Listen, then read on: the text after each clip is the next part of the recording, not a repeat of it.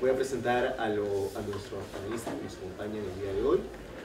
Eric Guimarães, quien es coordinador del proyecto anticorrupción del Instituto de Democracia y Derechos Humanos de la Pontificia Universidad Católica del Perú.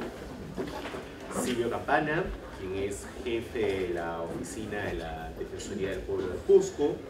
Y Sara Guzmán, quien viene desde Colombia y es ganadora del concurso de ponencias que se realizó con motivo de este segundo encuentro nacional sobre trata y tráfico de personas. Dejo con ustedes en el uso de la palabra a Eric Guimarães por espacio de 20 minutos. Señores organizadores, distinguidos expositores, asistentes, muy buenas tardes.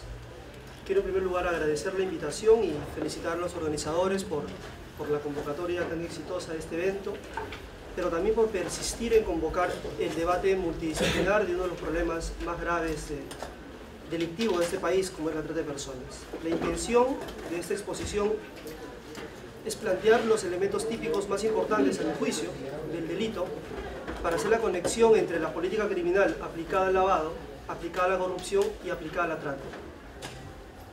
Pues bien, el delito de trata de personas tiene como gran marco o modelo típico lo que conocemos como el protocolo para prevenir, reprimir y sancionar la trata de personas, el protocolo de Palermo, que debemos recordar siempre que fue pensado, partía de la premisa de que la trata es una forma de criminalidad organizada, de lo cual habrá que desprender muchas conclusiones serias e importantes. Grosso modo, el protocolo de Palermo se centra en la realidad criminológica de mujeres y niños por su especial vulnerabilidad por cuestiones culturales, económicas y sociales. Pero también el protocolo de Palermo tiene normas de derecho penal material. Por ejemplo, describe las conductas típicas. Pero también tiene cuestiones procesales, de investigación y de cooperación en la investigación y la prevención. Y finalmente, el protocolo de Palermo se pronuncia acerca de la naturaleza criminológica del delito de trata, la organización, la criminalidad organizada. Pues bien, para centrarnos en el derecho nacional, nuestro legislador sanciona conductas previas y necesarias para cumplir fines delictivos, principalmente de explotación y comercialización de seres humanos. No otra cosa nos explica o nos describe conductas como explotación laboral, sexual, mendicidad, prostitución, servidumbre, esclavitud, tráfico de órganos o venta de niños. La técnica legislativa utilizada, en mi opinión, esta que no distingue entre autores y partícipes, que sanciona todo tipo de conductas, en política criminal se denomina una medida preventivo general asegurativa, que se caracteriza por ser una respuesta penal represiva, sin gradualidad, frontal y severa. La respuesta político-criminal tiene un nombre, conceptualmente se describe como una política preventivo general asegurativa, esta que no distingue entre autores y partícipes, que no habla de dominios, que sanciona conductas preparatorias, postconsumativas. El delito de trata tiene por lo menos 8 conductas o verbos rectores. Es que si eso es así, es porque el legislador partió de que la trata siempre es una forma de crimen organizado. De hecho, así lo concibió el protocolo de Palermo. Y estamos en la época en la que el legislador está en una guerra frontal contra el crimen organizado. Y en una guerra no hay grados. En una guerra se sanciona todo, se previene todo y se prohíbe todo. Pero, ¿por qué el crimen organizado tiene mayor desvalor penal? Esencialmente por 2 características. La primera, que una actividad delictiva sea organizada supone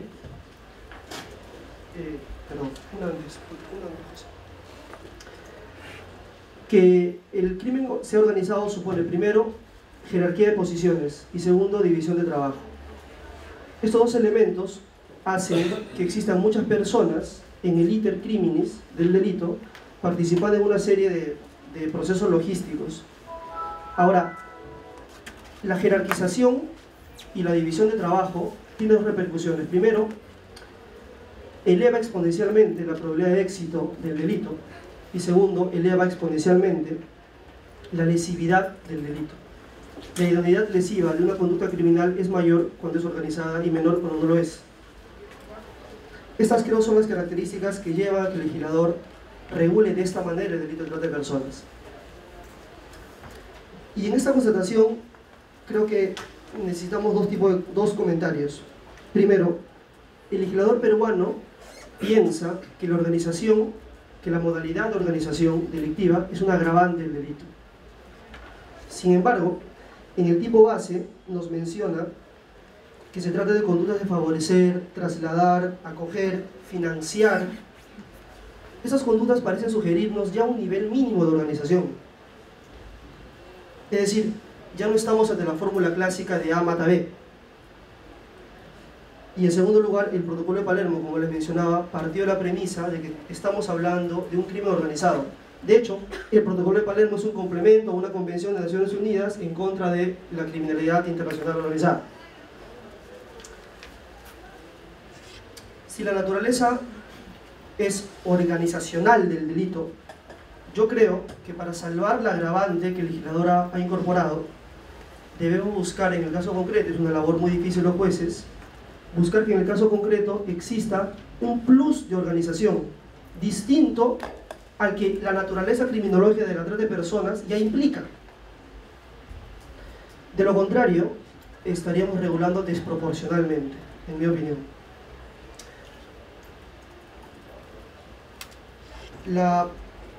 En segundo lugar, siempre desde el lado de la tipicidad, me gustaría comentarles acerca del bien jurídico protegido. Existe acuerdo en doctrina, es la dignidad. Sí, pero la dignidad necesita de cierto contorno material. Todo en derecho penal parte de la Constitución. Es una de las conquistas liberales más importantes. La Constitución es garantista y personalista. No otra cosa nos dice el artículo 1 de nuestra Carta Magna. El respeto a la persona y su dignidad es el fin supremo de la sociedad y del Estado. Lo cual indica de que cualquier derecho constitucionalmente recogido tiene que tener un correlato con la dignidad. Es decir, tiene que ser efectivo el ejercicio de la dignidad. Ahora, si tomamos esto por un lado y por otro lado definimos el tráfico, el delito de trata como el tráfico humano, es una situación de mercantilización de las personas sometidas al dominio y demandas ilícitas que se traducen en la comisión de varios otros delitos, podemos concluir que la trata de personas niega o transgrede el artículo 1 de nuestra Constitución. Es decir, la trata de personas niega nuestro modelo de Estado. Ahora bien, no podemos confundir los medios empleados para cometer un delito con el bien jurídico protegido. La trata se caracteriza por coacción y error. ¿Sobre qué? Sobre el bien jurídico libertad. Pero esos son medios de comisión delictiva. Son medios que lesionan la dignidad. Es decir, la trata de personas no protege la libertad de decisión de una persona. Le protege su dignidad. Pues bien, y esto se entiende con más claridad cuando estamos frente a niños, donde su consentimiento no tiene ningún tipo de relevancia penal. Es decir, la libertad no es lo que se protege. Siguiente, por favor. En términos criminológicos, la trata de personas consiste en facilitar bienes y servicios entre comillas, claro está, que no se pueden conseguir en el mercado lícito, no solo por la prohibición expresa, sino también por la naturaleza de los bienes y servicios. Estamos hablando de seres humanos. A partir de esa constatación, podemos concluir que la trata de personas es un delito pluriofensivo. Pero fíjense, la pluriofensividad es un elemento criminológico, no es un elemento típico, que son cosas distintas. La descripción típica de un delito puede lesionar muchos intereses necesarios para que la persona se desarrolle libremente en sociedad.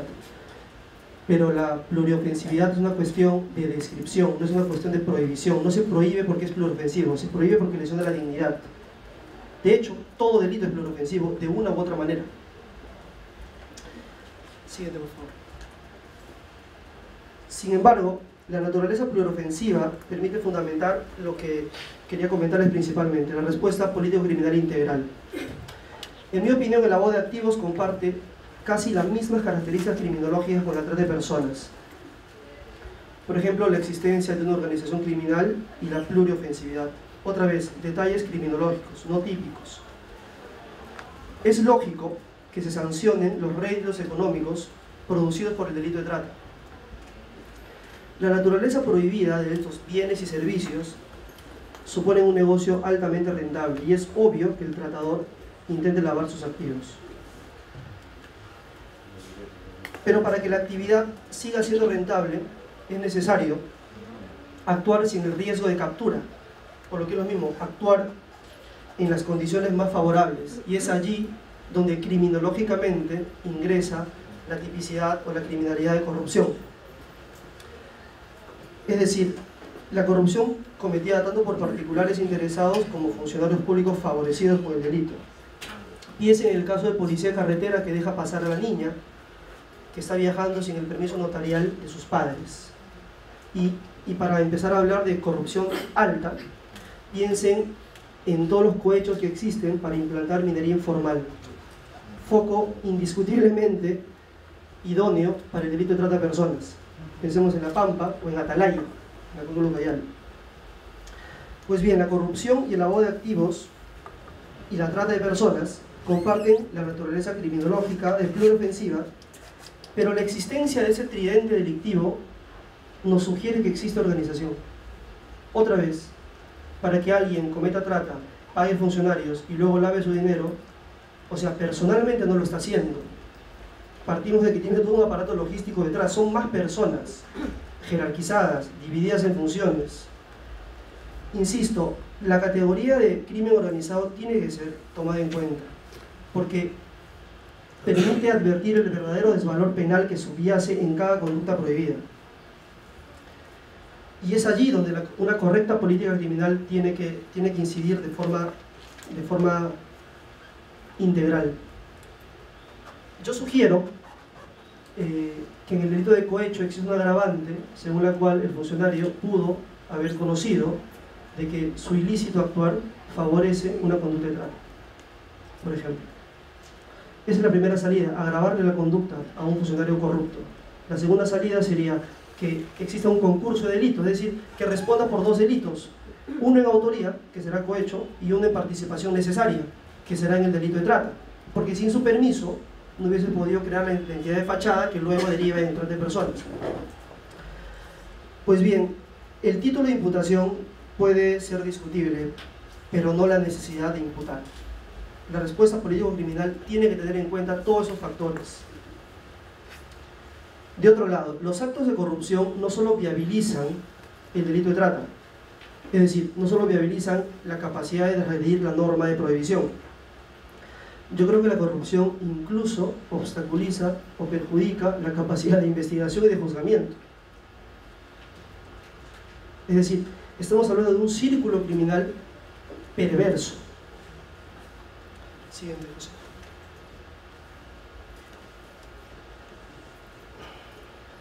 Quisiera incidir también en la distinción entre los fines del delito de trata y el injusto mismo que subyace en la sola conducta del tratador. Es decir, no es necesario que se lleve a cabo ningún acto de explotación para que el delito de trata se consuma.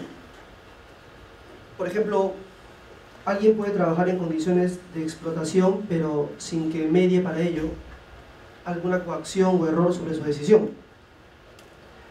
Por tanto, si la efectiva realización de los fines delictivos de la trata conllevase a la comisión de otro delito, nadie impide que estemos en un concurso de delitos.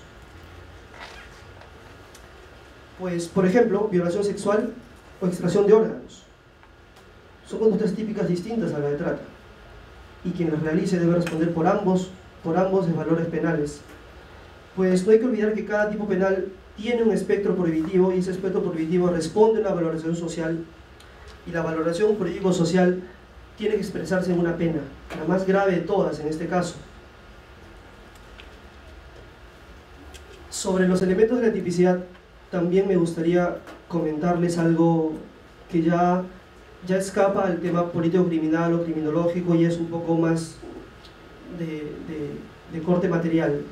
Otra vez, reconozco que eventos así diversifiquen los enfoques de análisis, pero tengo formación penal y no puedo dejar de decir algo puramente penal. En muchos libros uno lee que el delito de trata de personas a veces es visto como algo normal. Es visto incluso como una forma de ayudar al provinciano que llega a casa, se le atiende, se le da de comer, pero no se le paga un sueldo, tampoco se le manda al colegio, pero es la manera de sacarlo de su provincia, del subdesarrollo y traerlo a la capital y tal. Pues esto es un tema muy serio porque el juez tendrá que enfrentarse a lo que en penal decimos o llamamos error de prohibición. El error de prohibición consiste en la persona que no advierte los elementos que fundamentan la prohibición de la conducta y cree que actúa conforme a derecho. Por lo menos cree que actúa sin cometer un delito. Eso se analiza en la culpabilidad, según la teoría clásica. Cuando el juez se enfrente a este problema social, tendrá que manejar muy bien los presupuestos del error de prohibición. Porque las personas que creen que esto está bien, también cometen trata, por mucho que crean que no es delito. Pero vamos a ver cómo se les imputa la responsabilidad penal y se salva este escollo que viene de hace 200 años, la teoría general del delito, donde en la culpabilidad se analiza, entre otras cosas, el conocimiento de la antifuricidad. Pues bien, de otro lado, el lavado de activos menciona en su descripción típica aquel que conoce o pudo haber presumido. La técnica legislativa siempre juega con el conocimiento efectivo, con las capacidades de conocer. Pues miren, este tema es sumamente importante en el delito de trata y el legislador debió ser un poco más descriptivo, en mi opinión. Porque, ¿cómo logramos imputar a alguien que participa en la extensa cadena de trata? Captación, fomento, financiamiento, traslado, recepción, etc. ¿Cómo imputamos a alguien que participa en una conducta determinada, específica, temporal? Habrá que manejar criterios de imputación respecto de cuándo la conducta neutral pasa a ser una conducta penalmente relevante.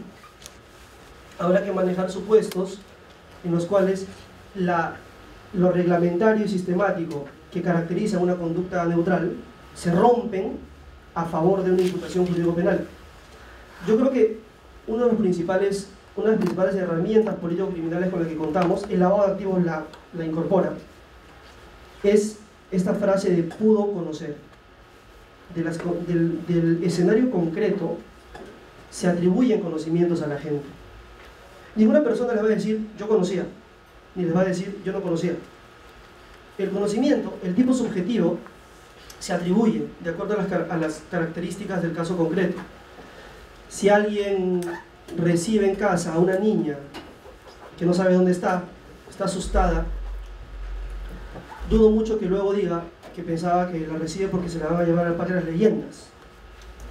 O sea, otra vez, el tipo subjetivo permitirá, además de atribuir la responsabilidad a la persona, hablar a favor de que esa conducta ya no es neutral, que el tipo pudo saber o pudo prever que se estaba tratando de algo ilícito, que una niña está siendo comercializada a un niño. Siguiente. Pues la conclusión de este pequeño trabajo, acerca la imagen si podría, con el rotulador. La conclusión es esta, ¿sí? Político-criminalmente hablando, es necesario responder integralmente a las cosas, ¿sí? Y bueno, para cerrar, quiero mostrarles, siguiente, José, la bibliografía que revisé medianamente para comentarles esto: textos de Iván Montoya, de Mujica, la sistematización de las normas, el primer encuentro de trata, un texto de Ana María Cubas, que es muy bueno, ¿no? Y bueno, debido al tiempo asignado, esto es lo que tenía pensado comentar con ustedes. Muchas gracias por su atención. Dejo el uso de la palabra a Silvio Campana, jefe de la Oficina Defensorial de Cusco, por espacio de 20 minutos. Muy buenas tardes con todos y todas. Quiero hacer una pregunta primero. ¿Cuántos son abogados o abogadas? ¿Pueden levantar la mano? fuera del cargo que tenemos. Fuera del cargo. Fuera de que son funcionarios públicos, por ejemplo, y abogados. Ok. Es que a veces los abogados tendemos a hablar en nuestro lenguaje, que es difícil. Parece el de los médicos a veces, así que voy a tratar de hablar un poco más en un idioma común que nos podamos entender todos. Entonces, la siguiente. Voy a empezar por lo que consideramos como corrupción. Corrupción constituye el mal uso del poder encomendado para obtener beneficios privados. Ese concepto concentra 3 ítems que están detallados abajo. Mal uso del poder y de los bienes públicos. Es decir, aquella persona que ejerce un cargo público y utilice indebidamente los bienes públicos comete acto de corrupción. Sin embargo, en la descripción del hecho de corrupción no implica solo funcionarios públicos. También quienes no son funcionarios públicos, quienes son personas normales, comunes y corrientes, ¿pueden hacer un acto de corrupción? Sí. Si es que usan indebidamente el poder encomendado. Y el poder encomendado para el funcionario público se adquiere de 2 maneras: por el voto, de manera democrática, o por designación de funciones. Es el que es designado, el cargo de confianza, el que no entra al sistema público sino porque lo designan en el cargo. Los otros, los alcaldes, presidentes regionales, congresistas, presidente de la República, son elegidos. Los ministros y otros funcionarios son designados. Creo que todos tenemos calor. ¿Sí? ¿Abrimos la puerta? ¿Sí? Perfecto.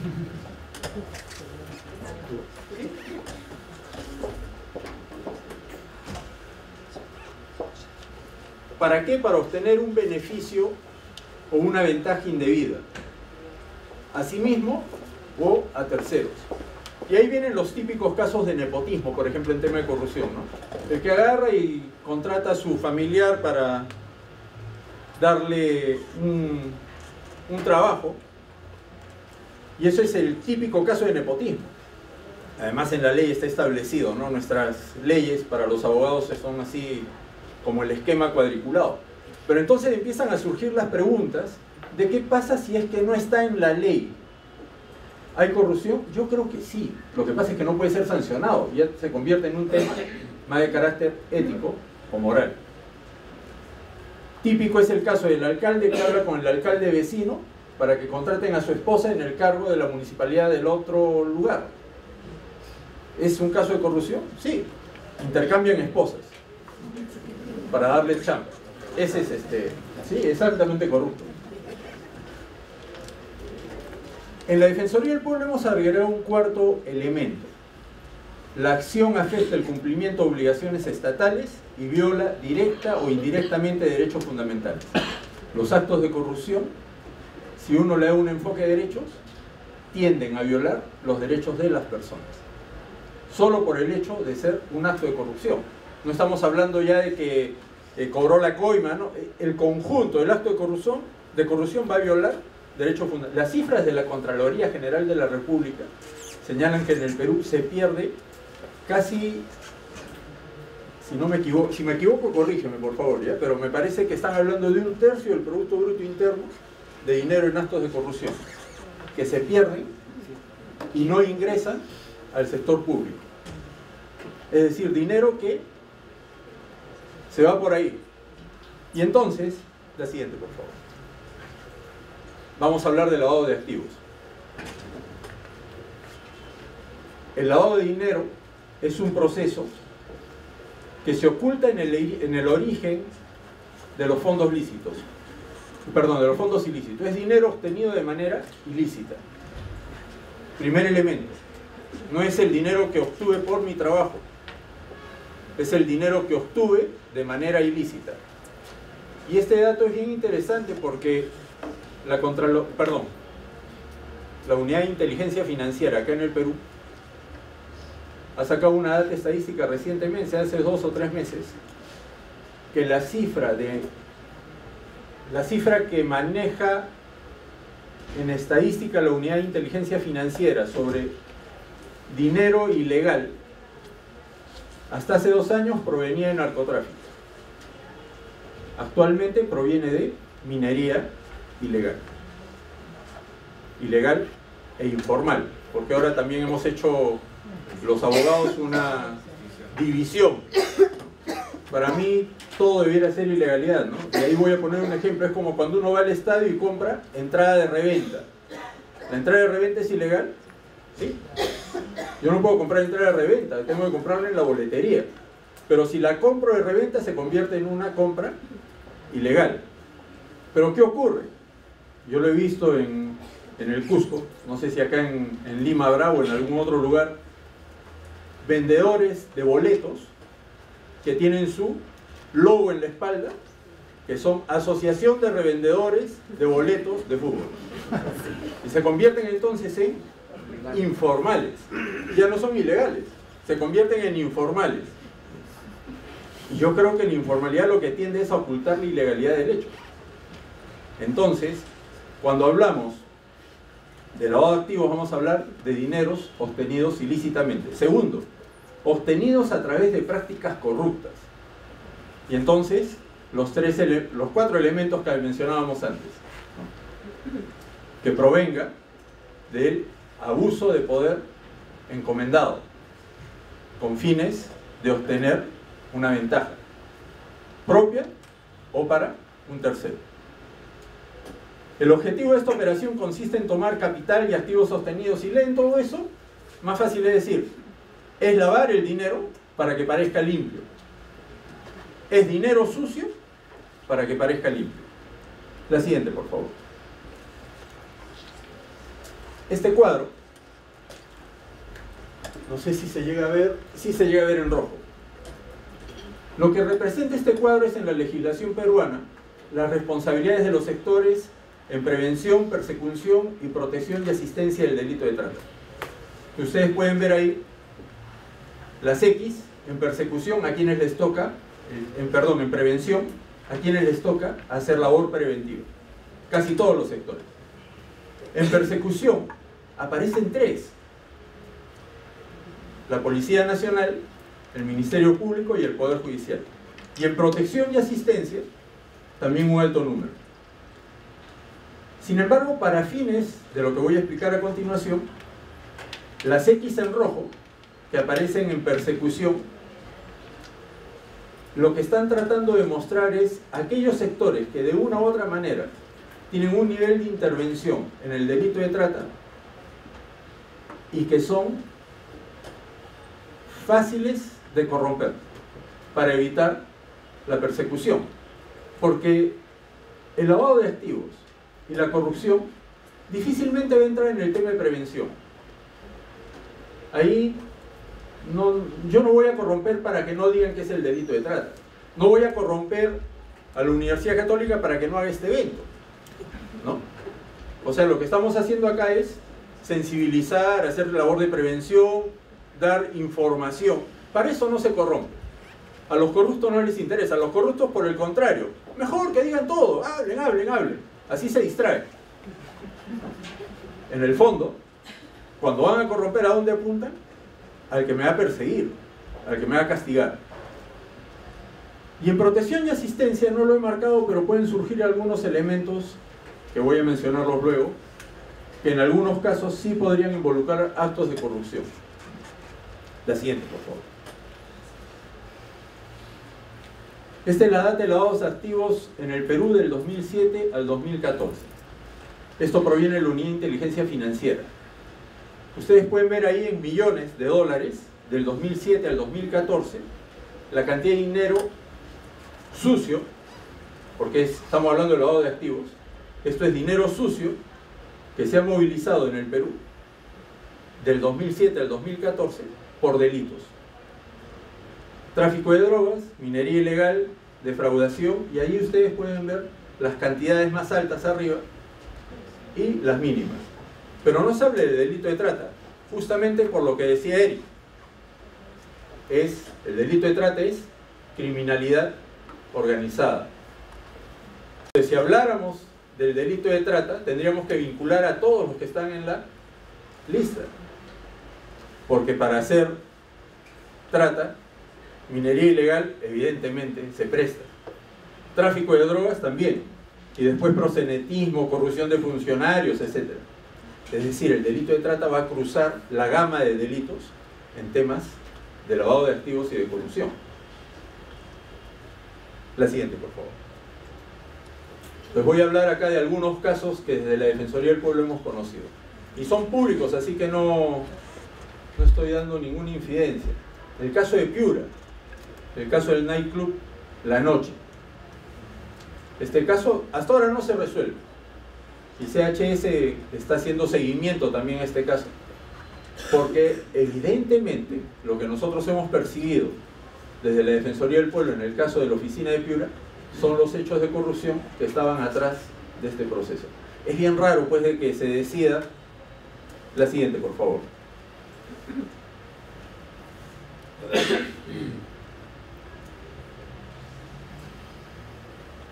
En el informe de adjuntía que se elaboró para este caso se dice que estamos ante un delito de peligro concreto, es decir, que las solas actitudes de captar, retener, transportar a una víctima no requieren concretarse en prostitución. Lo que quiso el juez cuando se estaba juzgando era decía que esto era un tema de prostitución. Y no es. Lo que había ahí era trata. Lo que se trata de decir en la Corte es que no se ha aprobado la prostitución. Sin embargo, la comisión de este delito indica que los hechos previos mencionados, captación, retención, no necesitan materializarse en un acto de explotación laboral o sexual concreto.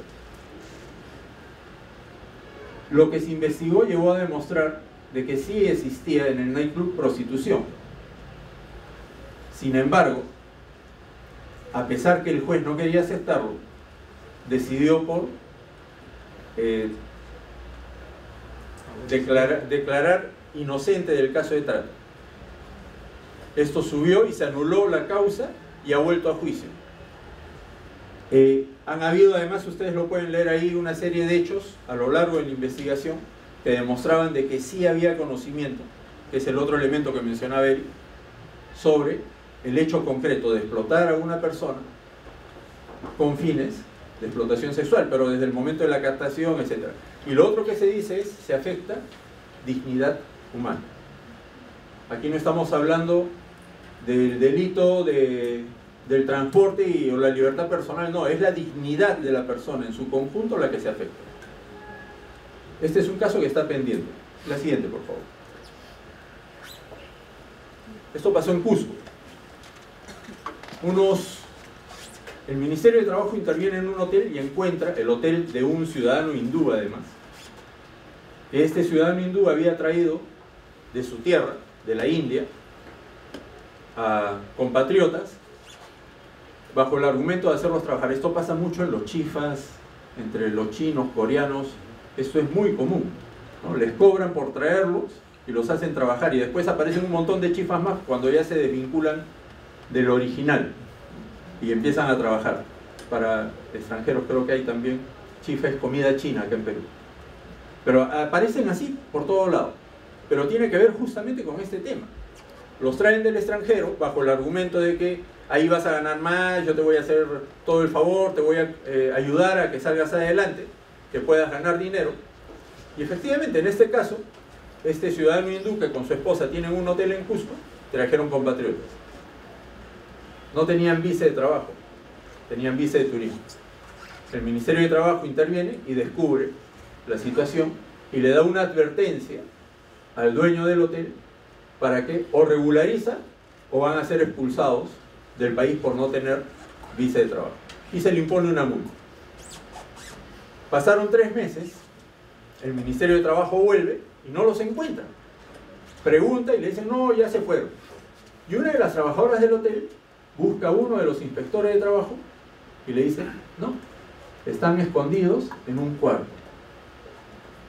Interviene, los encuentra y el funcionario del Ministerio de Trabajo hace lo que debía hacer. Conocimiento del Ministerio Público y la policía. Día viernes, para los abogados y si son penalistas, mejor.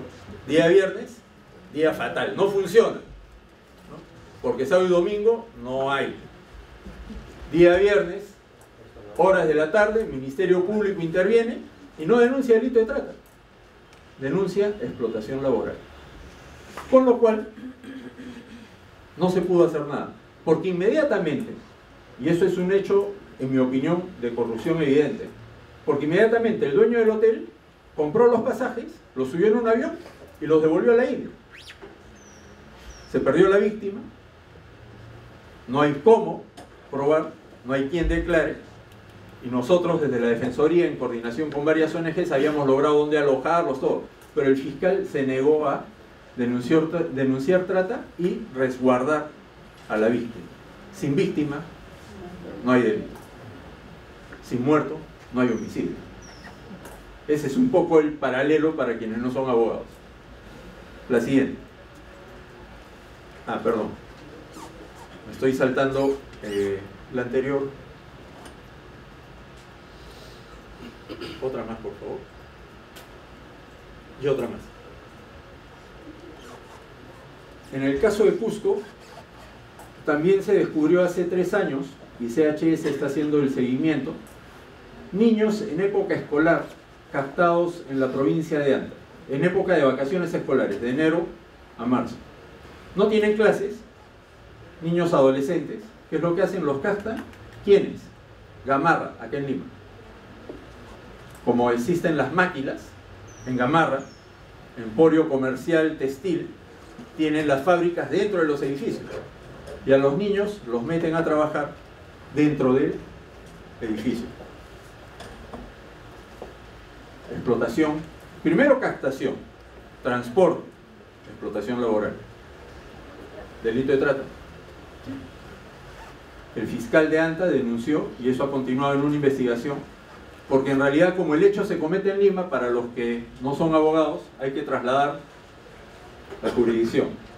En opinión de algunos fiscales debe hacerse, en opinión de otros, por ser un delito organizado, criminalidad organizada, bastaría el lugar de origen.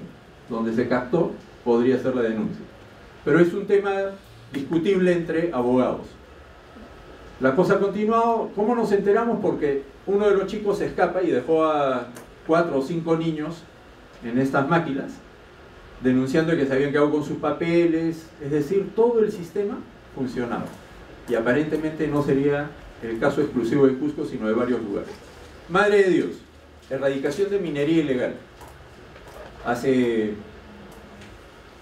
año y medio, 2 años, antes de que se haya hecho el operativo de La Pampa y que ha sido tan publicitado con las explosiones, la policía entrando, derrumbando todo, hubo un intento de hacer una intervención para descubrir que había niñas sufriendo explotación sexual en la zona de la minería ilegal en Madre de Dios.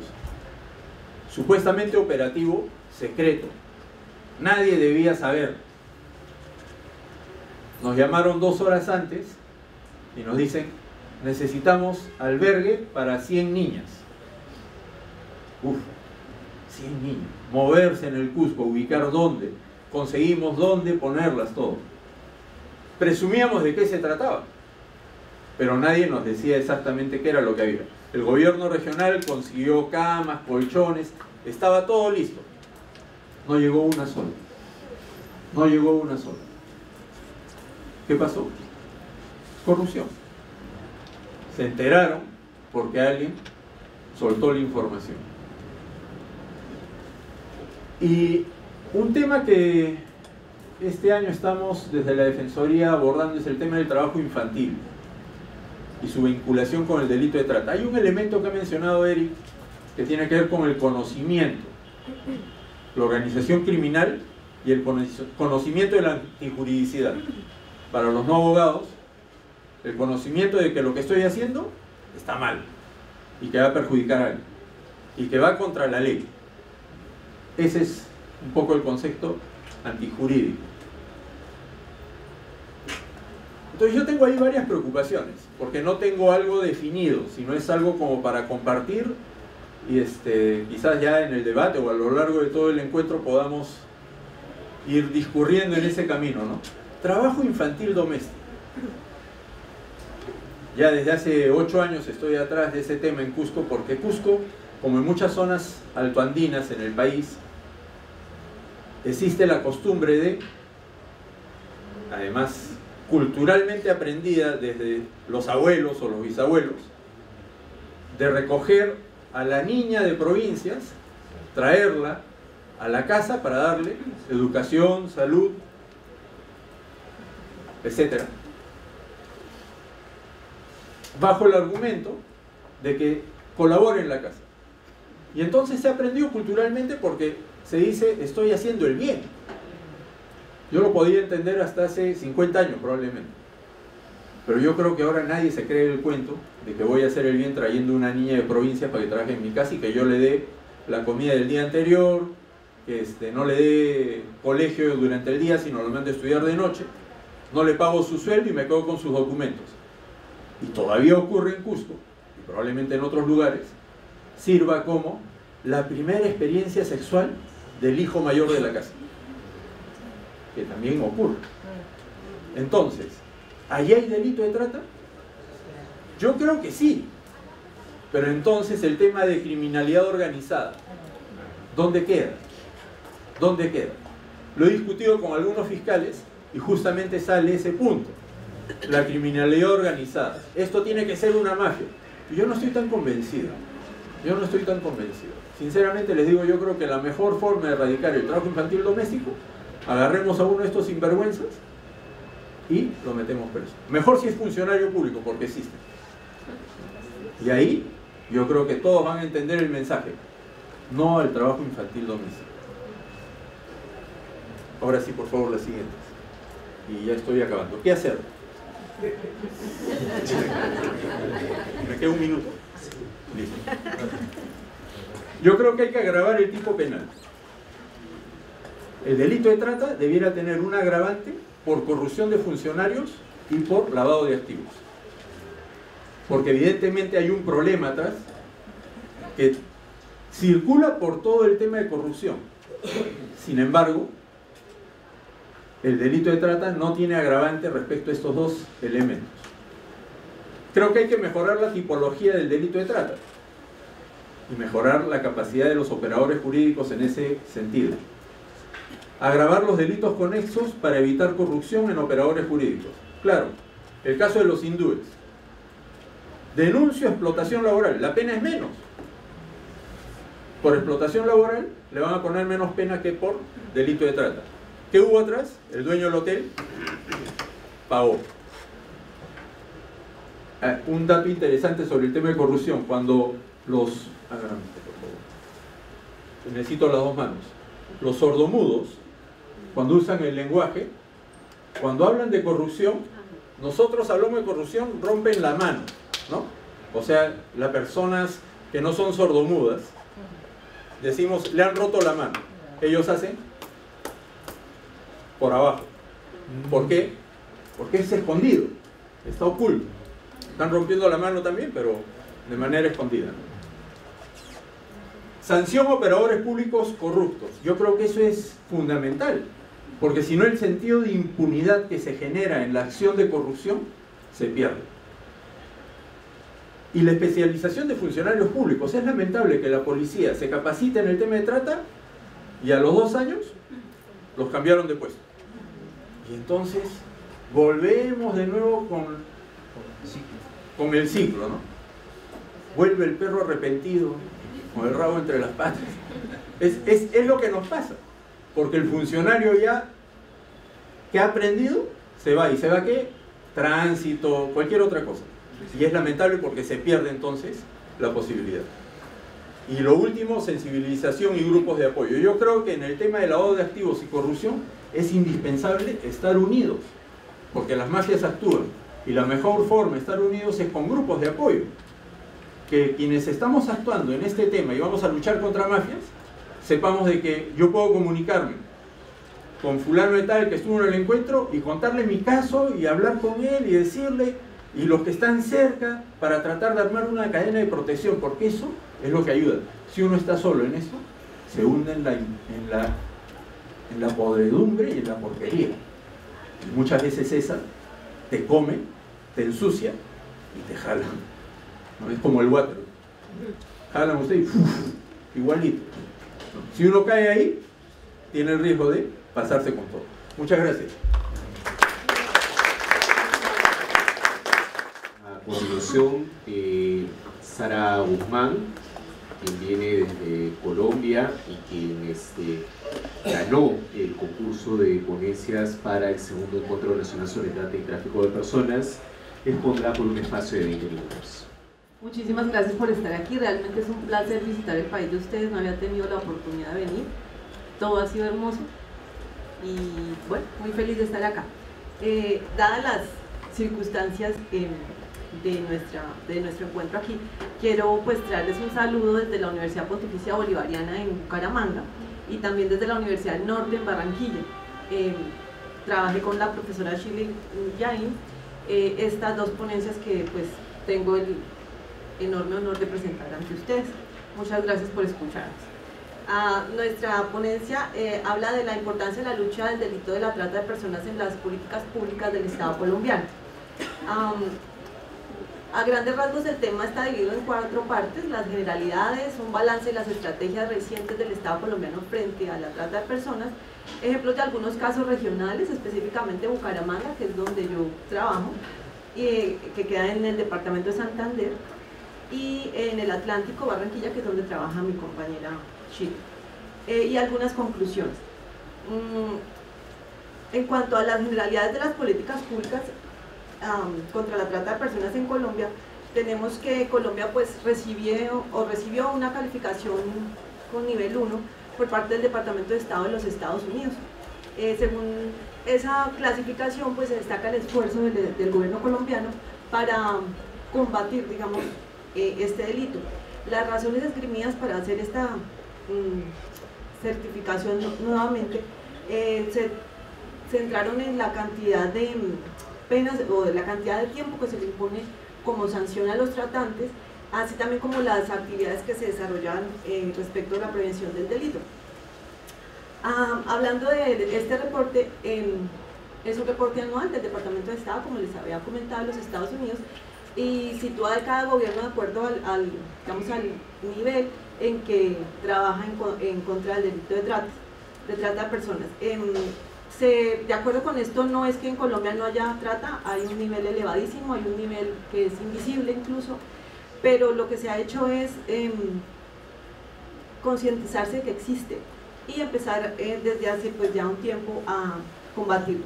¿Cómo? Con el aumento de medidas de aplicación de la ley en contra de los tratantes, con esfuerzos de prevención, con servicios a víctimas a través, digamos, del mismo Estado o de las ONGs, pero hay una necesidad muy grande que en este momento también se observa y es fortalecer la acción frente a la situación de colombianos que están en el exterior.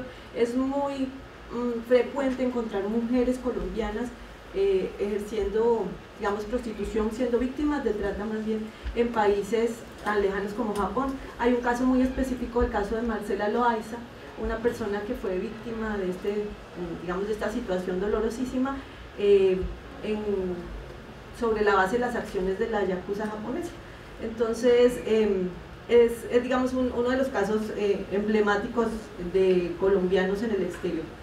Estos son los lugares que, de acuerdo con este reporte del Departamento de Estado de los Estados Unidos, ocupan los países. Quienes tienen un nivel 2 están, digamos, en evolución de su actividad frente a la trata.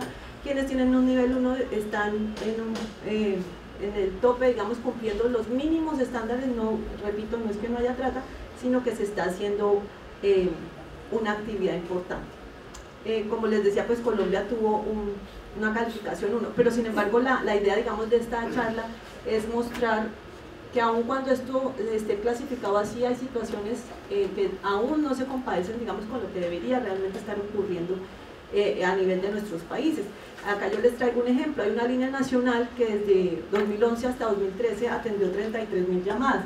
¿Puedes avanzar, por favor? ¿Dónde? Eso, gracias. Proporcionando diferente información sobre el tema.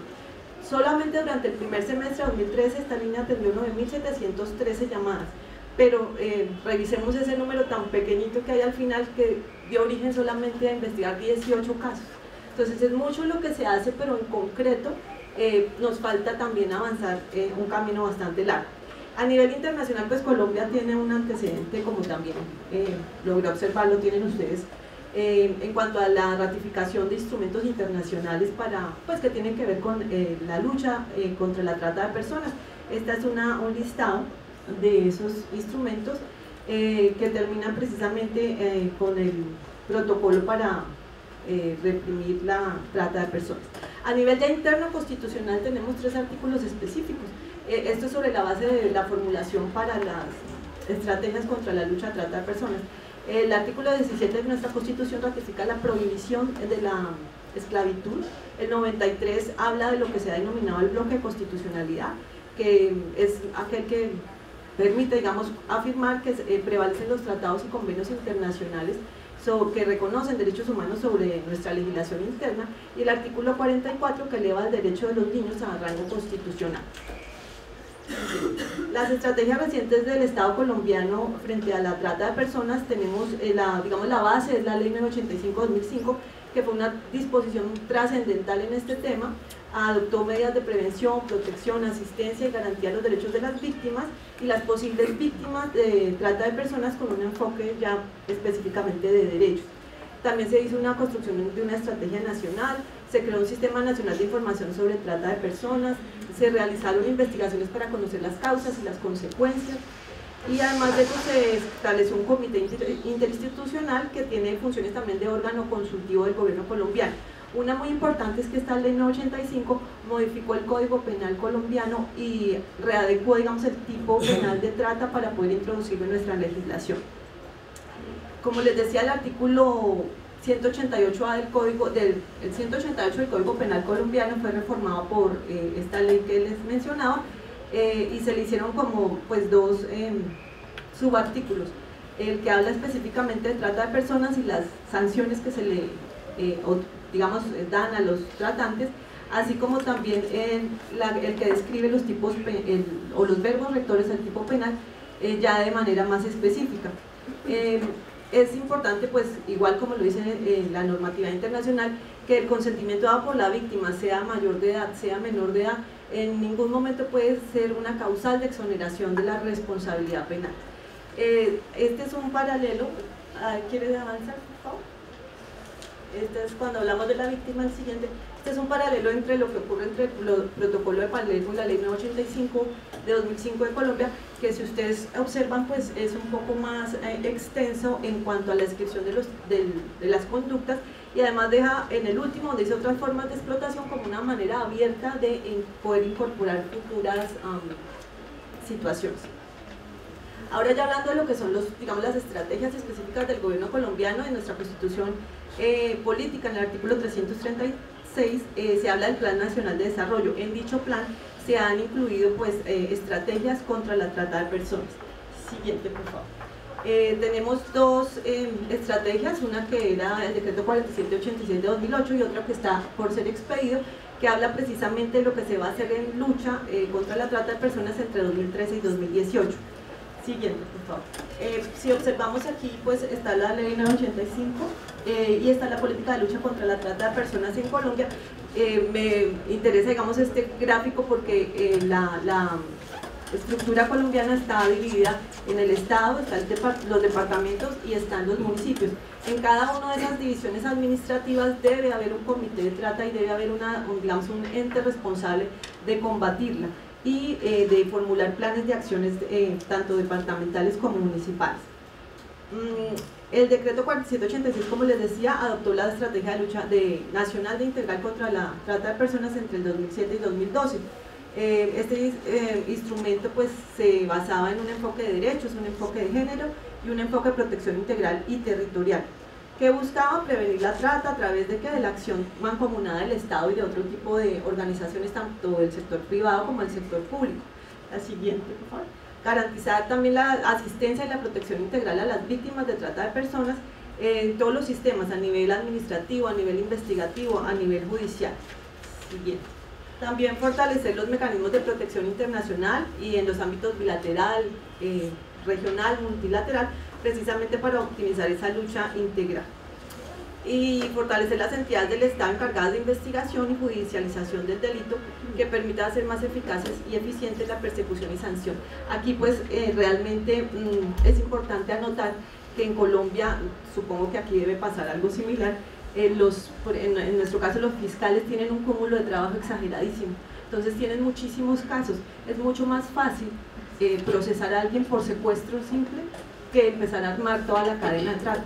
Entonces muchas veces, bien sea por desconocimiento como tal, o bien también porque existen muchísimas funciones que tienen que desempeñar, los delitos de trata no se visibilizan y no se cuentan, digamos, desde la estadística ya de la parte criminal en el Estado. Hay otra estrategia nacional de lucha, que es la que está actualmente, que está por expedirse el decreto específico. Siguiente, por favor. Y en esta hay unos objetivos generales, que es combatir básicamente el delito de trata, habla también de la prevención, de la sanción penal, y sobre todo habla de la obligación de los gobiernos regionales de hacerle frente al delito de trata, porque las políticas públicas muchas veces se quedan centralizadas en Bogotá, pero llegar a las regiones es lo que más interesa. Yo hablo desde el punto de vista de la academia, no soy parte del gobierno colombiano, yo soy docente de la universidad, entonces quiero llevar, digamos, este tema es básicamente a comentarles la experiencia que hemos tenido. La estrategia nacional habla de unos enfoques, hay unos enfoques nuevos con respecto a la estrategia anterior, está el enfoque generacional o de ciclo vital, que tiene que ver precisamente, como su nombre lo indica, con la edad.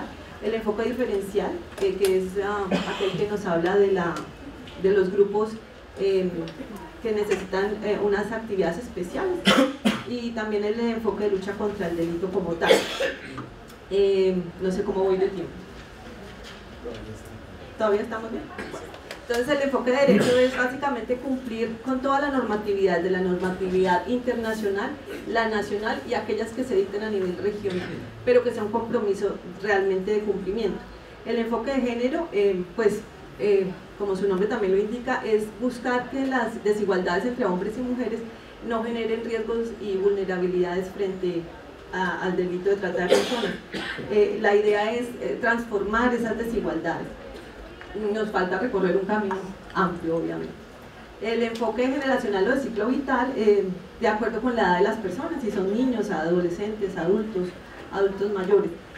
Cada uno tiene una estructura física, psicológica y social que tiene que ser atendida en el momento en que se va a revisar el tema de trata. El enfoque diferencial reconoce inequidades y desigualdades en los grupos poblacionales, como por ejemplo la pertenencia étnica, la orientación sexual, la discapacidad, ser víctima del conflicto armado, que es una realidad dolorosísima en nuestro estado, en nuestro país, y además esos factores pues inciden muchísimo en la vulnerabilidad y en la proclividad, digamos, al riesgo de sufrir trata de personas. En cuanto al enfoque territorial, tenemos pues dinámicas muy distintas. No es lo mismo una persona que vive y es oriunda, por ejemplo, de la zona Caribe, como el caso de mi compañera Shirley, con quien trabajé, ella es de Barranquilla, la casa de la Selección Colombia. Allí la gente tiene una manera de ser diferente a lo que de pronto tiene una persona que vive en la parte sur de Nariño. Tienen otro tipo de estructura, tanto cultural como económica, social. Entonces es importante que esta estrategia tiene en cuenta este aspecto. Vemos también que hay una lucha contra el delito, ese es el enfoque más importante, revisar que realmente los compromisos asumidos por el Estado colombiano cuando pues, se hace parte de los instrumentos internacionales sea cumplido. Las líneas estratégicas, hay varias, está un eje de coordinación y sostenibilidad. Hemos visto, porque pues en Colombia se hacen así también encuentros a nivel nacional, que muchas personas y muchas entidades están trabajando por el mismo tema y en pro precisamente de evitar el delito o de atender a las víctimas. Sin embargo, no hay una cohesión. Hay gente que trabaja por un lado, hay otros que trabajan por otro, se presentan incluso diferencias respecto de quién hace más o quién hace menos. Entonces es importante tener en cuenta que, pues, que se puedan desarrollar todas las labores. También hay, esta estrategia habla de un eje de prevención, de un eje de protección y asistencia hacia las víctimas, de un eje de investigación y judicialización que también ha sido tratado aquí pues apreciados compañeros de mesa. En Colombia el delito de trata está siendo, digamos, objeto de sensibilización frente a los funcionarios judiciales. No hay, más adelante les voy a mostrar qué sucedió con una encuesta que se hizo a unos funcionarios. También tenemos un eje de cooperación internacional, que vemos que Colombia en este caso, y recordaba yo cuando hablaba el doctor aquí junto a mí, en Colombia hace poco se presentó una situación en donde unas personas originarias de Bangladesh fueron encontradas en el Pacífico colombiano, escondidos en la selva. Eso fue como la semana pasada, porque las bandas, digamos, de delincuentes los traían, los abandonan porque se ven pues ya, digamos, con la justicia respirándoles detrás. Entonces los abandonan y es una situación que se nos ha presentado muchas veces. En Colombia no es muy usual, por ejemplo, que haya personas orientales viviendo en una casa. Hace poco en Bogotá encontré una casa como con 30 personas provenientes de China. Llegan a Colombia y de ahí tratan de ir a Centroamérica y de Centroamérica a los Estados Unidos.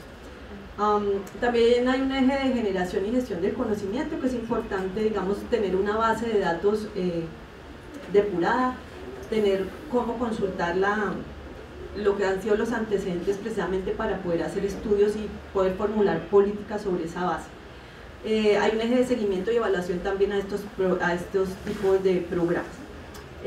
Hace poco, el junio 12, ahorita de este año, salió un decreto reglamentario que habla sobre la adopción de medidas de protección y asistencia a las víctimas de trata de personas. Los recursos presupuestales, digamos, de dónde salen, y ahí tiene que ver algo interesante con lo que comentábamos aquí, es que el Estado por lo menos destina recursos para la lucha contra la trata, pero también hay uno importante que es el producto del delito de lavado de activos por trata de personas con una coletilla específica, en tanto sea determinable. Eso desde la academia nos preocupa un poco cómo se está haciendo esa determinación. También sobre donaciones que se reciban, recursos provenientes de la cooperación internacional y otras que se obtengan de cualquier título. Aquí vemos pues otro tipo de estructura para lograr obtener fondos para el delito. Ya en casos regionales, Atlántico y Santander, que era lo que les comentaba, me interesa mostrarles, este es el mapa de Colombia, donde está la flecha de Santander, que es el departamento donde yo vivo, y donde hicieron ese estudio se hizo por parte de la gobernación y por las Naciones Unidas. Llama la atención, fueron entrevistados 388 personas y hay unas concepciones muy confusas respecto de lo que es la ocurrencia, digamos, y la tipificación del delito de trata. Fíjense que el 25% de personas, que muchos de ellos son funcionarios, hablaron no de trata de personas, sino de trata de blancas. Entonces, y son funcionarios. También muchos, digamos, funcionarios judiciales no establecieron una conexión entre el delito de trata y el crimen organizado, que también es preocupante. También se puede determinar que las víctimas potenciales siempre son niños, niñas, adolescentes y mujeres. Muchas de las funcionarios tampoco conocían las políticas públicas del gobierno colombiano, y también ellos pues reportaron que hay una coordinación interinstitucional que fue evaluada como buena, pero en todo caso se sienten muy aislados. En Santander hay un comité departamental contra trata, es un departamento que ha sido pionero en esta lucha, recibe gente, digamos, del desplazamiento armado, tanto desde la costa caribe como desde el oriente colombiano, en zonas de mucho conflicto. Entonces es una zona que pues recibe muchísimas... ¿Hay dos? Yo pensé que eran 5. En todo caso, voy a avanzar un poquito, si me haces el favor, que quiero llegar a un punto. Y es el punto en donde nosotros hicimos una investigación con el conocimiento que tienen los estudiantes de Derecho sobre el delito de trata de personas. Dale más adelante. Son 10 universidades con las que cuenta, digamos, el departamento. De ellas 6 fueron investigadas, se les hizo una encuesta a los estudiantes de Derecho, vuelvo y repito, y muchos de ellos, vamos a ver unas gráficas más adelante. Bueno, estos son los temas sobre los que se le preguntó a los estudiantes. Si quieres pasemos esas 3 que siguen. Y ellos, muchos de ellos que son estudiantes de Derecho no conocían el delito de trata como tal, lo confundían. Incluso muchos de ellos nos contestaron que algo que también me llamó aquí la atención, que era más bien una cosa moral, o que era el precio de pagar algo. Entonces, es una confusión dolorosísima, además de eso, peligrosísima. La idea entonces que tenemos desde la academia para evitar tanto digamos, evitar la trata como tal, pero al mismo tiempo evitar la corrupción y evitar que la impunidad, es precisamente implementar una cátedra transversal a todas las facultades sobre trata de personas. Si quieres, sigamos un minuto. Este es el último, la última gráfica, es en el debate. Si quieres, deja antes la que estaba de la gráfica. Bueno, la que sale las personas disfrazadas de carnaval en Colombia, en la zona que les decía en Barranquilla, un famoso carnaval. Entonces, adecuando, digamos, las políticas públicas, hay que ponerlas en el contexto de todos nosotros, de cada uno de nosotros, como de la manera que nos llegue. Ya a nivel de conclusiones, que es hacia el final, tenemos que el Estado colombiano pues ha hecho un esfuerzo realmente de reconocer, pues que debe ser reconocido, pero falta muchísimo en este tema. Dale más adelante. También se sabe que las autoridades territoriales tienen una gran responsabilidad y es algo en lo que queremos hacer énfasis, pero además de eso, vuelvo y les repito, y desde el punto de vista de la academia es importante que preparemos a nuestros estudiantes, no solamente porque ellos son potenciales víctimas, porque en los gimnasios, en todas partes pueden ser captados, pero además porque ellos van a ser los funcionarios del futuro y en ellos va a descansar la administración de justicia. Entonces, a través de los mismos estudiantes podemos sensibilizar a sus familias y es, digamos, una misión importante que tenemos las universidades como ejes generadores de conocimiento. Muchísimas gracias. Me voy haciendo luz africano superior de Madre de Dios. Justamente Madre de Dios es la zona más fuerte en lo que es trata de personas. Permítame señalar lo siguiente, un poco de la experiencia. Al abordar el tema de trata de personas para los tres, tenemos que trabajar simultáneamente en lo que nosotros tenemos el Plan Nacional de la Lucha contra la Trata de Personas 2011-2016 y los planes regionales. Y ahí se advierten tres ejes de trabajo. La pregunta es, ¿estamos trabajando en los tres ejes? No. Prevención tiene que trabajarse articuladamente, esto es con el soporte del Ministerio Público y la Policía Nacional, pero las demás instituciones. Y esto tenemos que ir viéndolo no solamente desde el punto de vista regional, sino macro regional. Por ejemplo, en el lado de Madre de Dios. Madre de Dios es de destino y la captación es Cusco, Puno, Apurímac y el resto del país. Entonces la política de trabajo es ir a la fuente de captación, que son los mercados, las terminales. Si trabajamos simultáneamente la parte de prevención, al mismo tiempo también tenemos que trabajar en la parte de persecución. Y para ello, no tenemos que hacer referencia a lo que dice Silvio, discúlpame que le vamos a tutear, con estos mega operativos donde hay 1000, 2000 policías y otros actores cuando el resultado es cero. Y en estos casos hay que trabajar dentro de una investigación proactiva, no reactiva, para recuperar víctimas. Si no, hay que hacer una labor. Es distinto trabajar en Cusco, en otros departamentos, a Madre de Dios. En Madre de Dios, las zonas donde están las víctimas son en la zona de la selva, donde hay que ir no en vehículos de 4 llantas, posiblemente a pie o en motocicletas. Entonces hay que manejar una estrategia inteligente. Y para eso necesitamos el soporte potencial humano, fiscales, policía, UDAVIT, pero capacitados en el tema de trata. Nos preguntamos, ¿tenemos nosotros comisiones regionales de la mesa de trabajo? ¿Todas estas 45 instituciones, 52, conocen el tema de trata? No. Entonces, ¿cómo vamos a responder al tema de trata en un trabajo integral? En ese sentido, más o menos en Madre de Dios estamos tratando de hacer un flujograma, es decir, un protocolo integral de todas las instituciones para decir cuánto sabes tú para abordar el tema de trata. Consiguientemente, tiene que ser simultáneo prevención, persecución y el tema de atención. El Estado está atendiendo a las víctimas. Silvio decía que han tenido que movilizarse para supuestamente atender a 100 víctimas. En Madre de Dios, en las zonas mineras, por lo menos hay 1000 menores por rescatar. ¿Está el Estado en condiciones de poder atender y proteger? No. Simplemente una pequeña experiencia. Y voy a la parte que es de lavado. tienen que cada región, y hay un protocolo de atención del Ministerio Público donde dice en una parte, todos los distritos fiscales deben de tener una sala de acogida para poder acoger a esa víctima rescatada, pero a cargo del UDAVIS, Ministerio Público. Lo tiene como modelo Madre de Dios con todos los acuerdos que hemos tenido con las demás instituciones para darle una atención integral desde la salud hasta la reinserción social con la beneficencia del Cusco. Muy bien, el tema del lavado va de la mano con lo que es el delito de trata. ¿Están capacitados nuestros fiscales, nuestros policías para hacer una investigación de lavado? No, entonces hay que apuntar por ese lado para ustedes. Necesariamente debe apuntarse por ese lado. Pero también hay que hablar por el lado de pérdida de dominio y se puede trabajar. Si esto es así, hay que cortarle por el lado que más le duele al criminal, es el dinero. Finalmente, en Madre de Dios no tenemos crimen organizado en la magnitud de lo que es la trata. Es digamos, una organización más familiar lo que tenemos en trata de personas. Esto.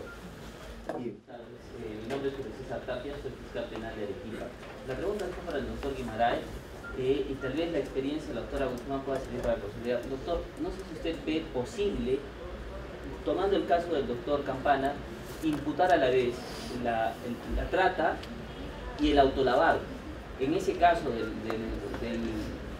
comerciante hotelero, del empresario hotelero, que trae personas para esa circunstancia, ¿es posible además imputarle autolavado? Pues este negocio definitivamente va a haberse beneficiado con la actividad, para que de ese modo, comparto la última opinión, podamos dar una respuesta efectiva a este tipo de actividades. Si usted, desde el ámbito doctrinario, ve usted posible que se atribuya trata de personas y además una actividad de autolavado.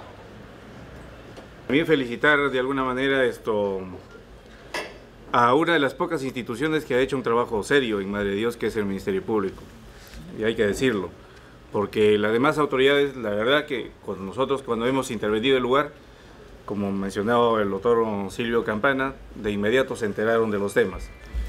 Entonces, incluido personal, yo soy del Ministerio de Trabajo, incluido personal de nosotros. Incluso con nuestro propio personal hemos ido al lugar y hemos encontrado que nuestro personal se conoce con los mineros.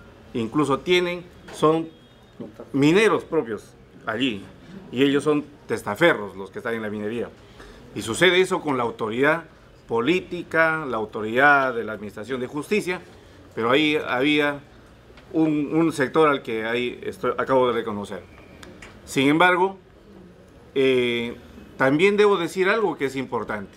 Aquí en Lima, la Policía Nacional tampoco ha tenido, diríamos, el conocimiento completo y cabal de lo que significa trata de personas. Hoy día estamos ante un trabajo de entrenamiento, de capacitación con la DIVINTRAP, pero también nuestros jueces y fiscales aquí, por primera vez, empezaron a tramitar un proceso de trabajo forzoso y trata de personas que por ahí anda a cuestas. Estamos desde el año 2010.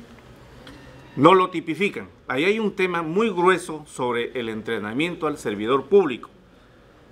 Hay un muy grande que no se conoce ni siquiera se identifica las características que puede llegar a encontrar trata. Los inspectores de trabajo, lo hablo por mí mismo, tampoco hemos encontrado forma de darle herramientas, como debería ser, darle herramientas al fiscal, al juez, que hemos encontrado una situación de trata. ¿Cuáles son esos hechos? Nosotros tenemos documentos, actas o informes, que ahí tenemos que detallar algunos indicios que nos llevan a la trata, porque el momento que el fiscal o el juez tenga que intervenir, ya no van a encontrar esos indicios. Y aquí en Lima, en esa situación ha sucedido que cuando el fiscal, cuando la policía, la DIVINTRAP, intervino un caso concreto con nosotros, tampoco el Estado tuvo posibilidad de responder a la víctima. ¿Por qué? Porque esas víctimas, cuando fueron rescatadas, no había quien les dé de comer, no había donde se hagan sus necesidades. Entonces todos estaban en quién atiende, y finalmente se tuvo que dejar a la víctima ir. Entonces el Estado no puede ir solamente por la parte criminalística, sino también de la mano con la parte de atención a la víctima, como ha mencionado nuestro fiscal superior de Madre de Dios. Entonces, ¿qué propuesta puede haber desde la perspectiva de ustedes en esta parte de la víctima? Gracias. Felicitarles por la exposición. Quien les habla es Nisi María Valencia Llerena, fiscal provincial coordinadora de la Tercera Fiscalía en Trujillo. Y tengo dos preguntas, una al doctor Eric Guimarães, quien nos habló respecto de las agravantes del delito. Tuve un caso de trata de personas en las que se vincularon a 4 víctimas agraviadas y en la cual mi propuesta fue de sumar las penas, toda vez que fueron hechos ocurridos en fechas diferentes. Porque si nosotros tocamos la agravante de organización delictiva, la misma que está propuesta en el artículo 153, último párrafo, la pena mínima es 25 años, o si tratamos de mayores de edad, la pena oscilaría entre 12 y 20 años. Sin embargo, si hacemos la propuesta de sumatoria de penas porque los hechos ocurrieron en forma diferente, de repente podríamos llegar al máximo establecido del Código Penal, que la propuesta también sería aumentarlo y no llegar solamente a 35 años. No sé si esa propuesta ustedes ya la han analizado. Y como segunda pregunta al doctor Eric Guimarães, que sería del tiempo de la detención en flagrancia. Tenemos solamente 24 horas, a pesar que es el tercer delito a nivel mundial, como el tráfico de drogas y el tráfico ilícito de armas, y si somos el tercer puesto, entonces debería también durar la flagrancia 15 días para poder hacer una buena investigación y poderlo llevarlo a una buena prisión preventiva que nos declaren con todos los presupuestos fundados los jueces de investigación. Respecto de lo que ha señalado el doctor Silvio Campana, respecto del traslado de la competencia, el traslado a jurisdicción, tuvimos un caso ocurrido, que se investigó en Lima por 2 años, como bien ha referido el doctor, desde el año 2010 viene investigando en Lima y hasta ahora no tiene ni siquiera formalizado una investigación. Efectivamente nos trasladaron desde la ciudad de Lima, una investigación del año 2007 nos la trasladaron en el año 2009. Una menor de 3 años fue secuestrada desde el distrito de Chao, que es un distrito diferente a Trujillo, donde nosotros investigamos. Fue trasladado hacia la Fiscalía de Turno de Trujillo. Después de 2 años de haber investigado, descubrieron que la competencia era Trujillo. Pues bien, en ese caso diríamos que la competencia es en todos los lugares donde esta menor fue trasladada. Desde que fue captada, desde que fue trasladada a Trujillo para prostituirla, fue trasladada a Chincha, a Ica, a Lima, a diferentes prostíbulos por 15 días.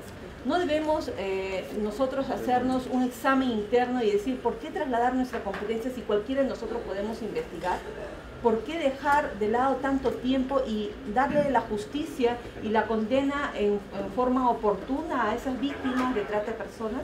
Entonces, para ello es necesario pues especializar no solamente a la policía, sino que haya fiscalías penales especializadas a nivel departamental y no a nivel nacional, porque sabemos que las fiscalías de crimen organizado en la ciudad de Lima solamente investigan los delitos que ellos consideran que son crimen organizados.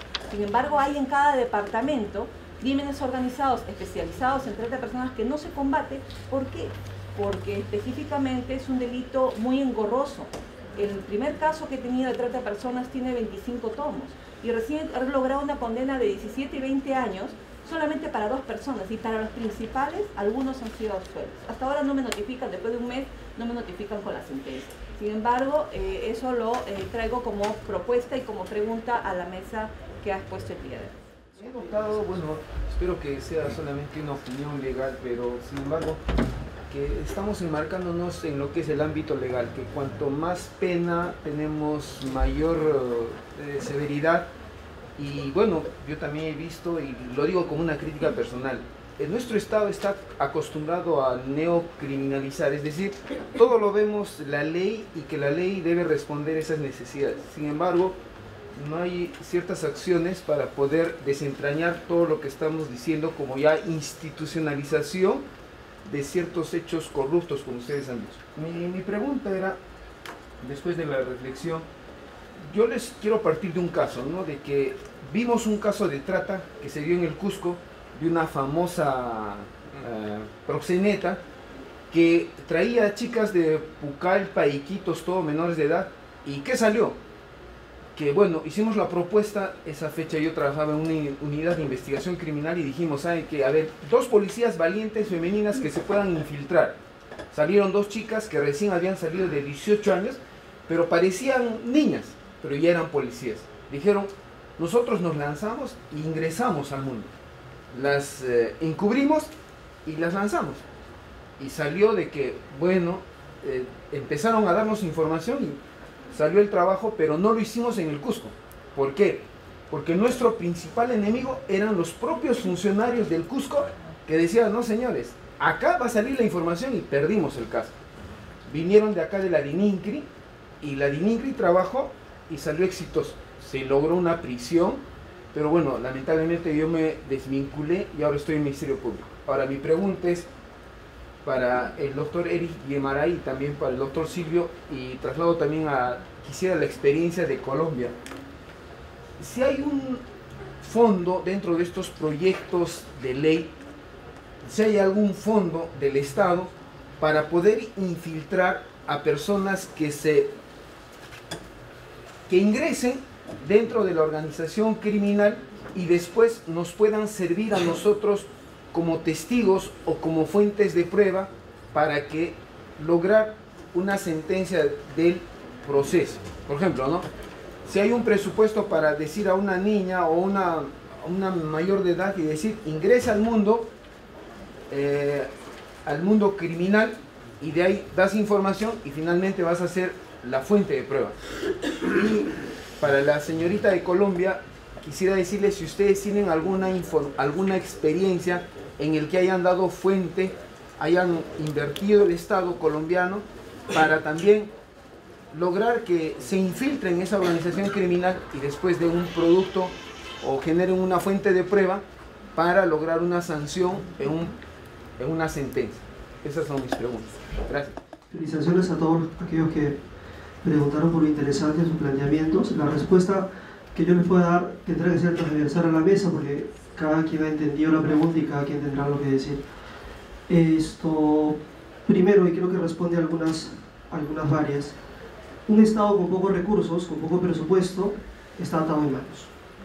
En delitos organizados, en delitos pluriofensivos, en delitos multiterritoriales, es necesario tener recursos para atender a las víctimas, para alejarlas del delito, para constituirles como prueba, para cuidarlas, y esto sin dinero es imposible hacer.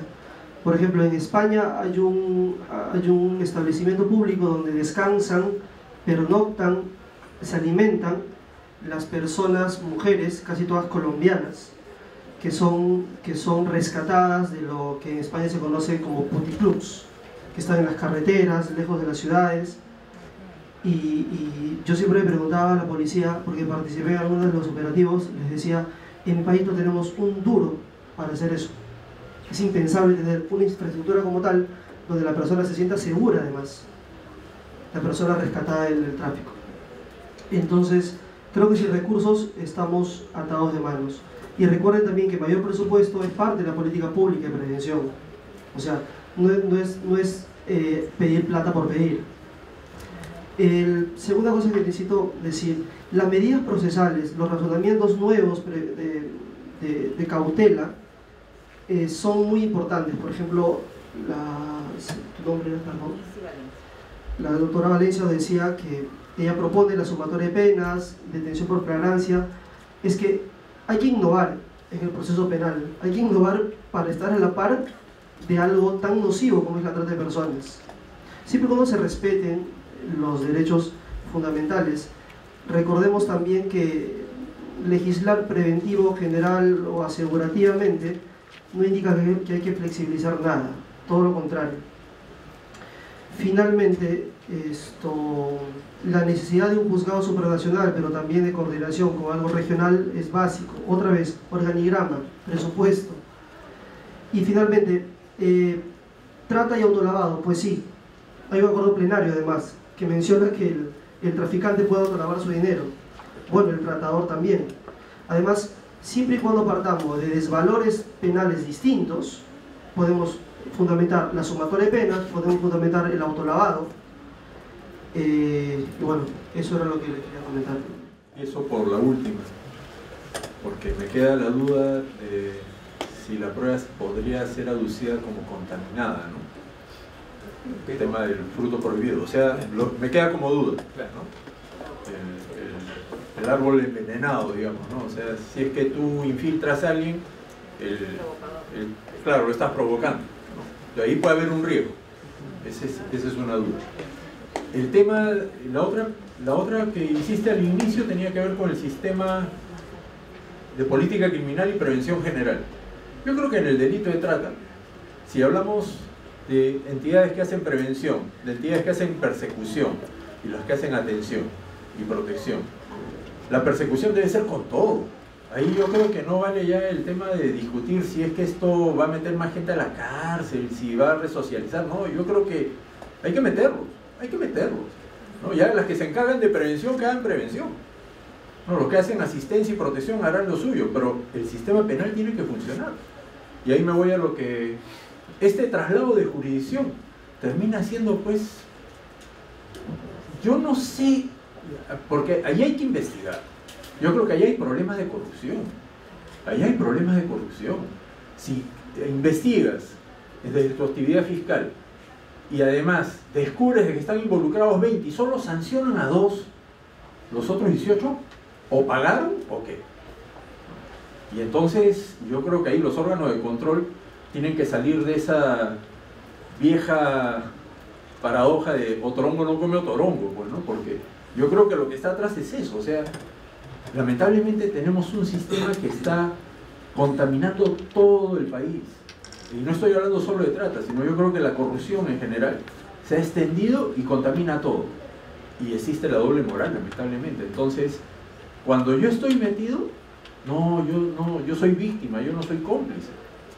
Cuando en corrupción, todos son cómplices. El que pagó y el que recibió. Pero yo creo que ahí hay un tema, ¿no? Y por último, algo que me olvidé, porque ya no quiero entrar a las preguntas, pero algo que me olvidé comentar y que sí quisiera, porque tiene que ver con las entidades que brindan asistencia y protección. Los centros de atención residencial. Pueden convertirse, no digo que estén metidos, pero si es que este tema de corrupción y lavado empieza a extenderse, podrían convertirse en parte de la mafia. Si no, yo les sugiero vean la película Filomena, que es el caso de Irlanda y las mujeres lavanderas y cómo a los hijos de las lavanderas las vendían a las familias ricas. Y eso está en manos de la iglesia. Yo no estoy diciendo con esto de que eso esté pasando acá, pero sí podríamos extender una mafia que empieza a crear centros de atención residencial para después empezar a cerrar el círculo. Es cerrar el círculo. Y es bien peligroso. Una respuesta general a las preguntas de aras del tiempo. Me parece importante llamar la atención en cuanto a al fortalecimiento de la pena, como estaban comentando ustedes. Considero que es muy importante, que ha sido la experiencia también del Estado colombiano, pero aparte de eso, sí quisiera hacer un llamado desde otro aspecto. Primero, la formación de nuestros niños, niñas, la formación de nuestros estudiantes universitarios, la promoción de los valores, el no dinero fácil, y hay una muy importante, que no haya demanda de servicios de personas víctimas de trata, porque lo miramos desde muchos aspectos, del tratante, de la víctima, pero ¿quiénes son los que promueven que ese mercado se mueva? Quienes también demandan esos servicios. Entonces es importante que concienticemos a nuestras personas actualmente que está mal hacerlo, que no es que eso ya se naturalizó. Ya es normal ir a buscar niños y tener relaciones sexuales en un turismo sexual absurdo. Todo eso hay que empezar a ponerlo sobre el tapete y desenmascararlo, y no tener miedo de decir, pues a uno lo pueden tildar de mojigato, de tantas cosas al mismo Estado, pero la idea es eso, en formación, en valores. Sé que suena un poco soñador, pero creo que es la base de lo que tendríamos que hacer, pues desde ciertos puntos. Estoy muy de acuerdo en que hay que perseguir a los que cometen delitos, hay que ponerles sanciones ejemplarizantes, no solo para sancionarlos a ellos, sino para mostrarle a los demás lo que también pueden tener pues, en su vida si siguen en esas circunstancias. También considero que es muy importante fortalecer la seguridad y la remuneración y las condiciones de los funcionarios públicos encargados de combatir este delito, porque realmente asumo yo que acaba de pasar algo similar. En un encuentro que nosotros tuvimos en la Universidad de los Andes en Bogotá, nos comentaban, miren, nosotros nos reunimos acá con algunas condiciones económicas, con algunas condiciones de acceso a conocimiento, pero las redes se reúnen y ellos tienen algo que nosotros no tenemos, muchísimo dinero. Entonces esa parte es muy importante también tenerla en cuenta. Lo que nos comentabas de si se puede, en Colombia se ha hecho, la parte, digamos, esa parte ya puramente penal no es mi campo de especialidad, pero sé que el gobierno colombiano tiene unidades muy especializadas en tanto en infiltrar, que era lo que tú nos comentabas, como en localizar los dineros producto de, pues, circunstancias ilícitas, debido sobre todo al narcotráfico. Entonces, hasta donde considero sí se debe estar haciendo y sí se está haciendo, recursos se están buscando más, estamos en un mejoramiento, pero pues también nos falta muchísimo camino por recorrer. Importante también tener en cuenta que los funcionarios deben formarse para evitar algo muy doloroso que creo que también afecta a ustedes, y es la revictimización, porque va una persona a un funcionario y le cuenta, va al lado a otro y le cuenta, y todos se pasan como el ping-pong. Entonces la idea es como hacer un llamado desde diferentes ámbitos. Esto es una cuestión que nos toca a todos, como decías tú allá atrás, no es aisladamente, no es la sociedad civil por un lado y las universidades por otro, el funcionario judicial por otro, no, acompañarnos, porque estamos, es precisamente nuestra fortaleza, es la unión. Muchísimas gracias. Muchas gracias a Sara Guzmán, a Silvio Campana y a Eric Guimarães por sus exposiciones, por sus respuestas a las preguntas de usted. Les pedimos mil disculpas si no hemos podido tener más tiempo para